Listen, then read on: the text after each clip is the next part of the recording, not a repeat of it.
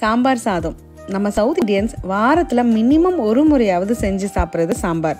Sambar state to state மட்டும் இல்லைங்க, வீட்டுக்கு வீடே டேஸ்ட் அண்ட் ப்ரிப்பரேஷன் மாறுது. என்ன சமைக்கலான்னு மண்டையில் எதுவுமே ஓடலைன்னா நம்ம சூஸ் பண்ணுறது கூட சாம்பார் தான் இல்லையா?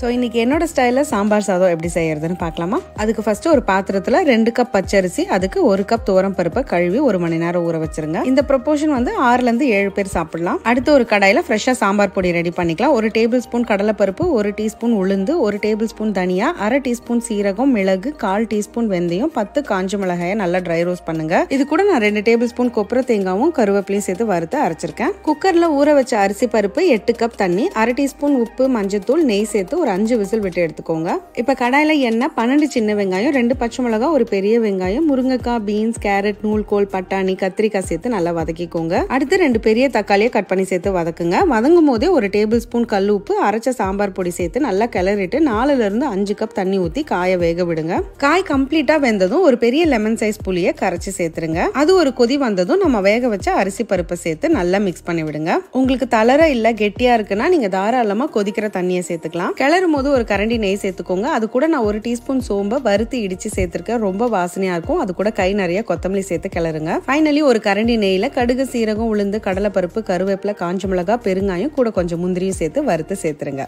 எப்படி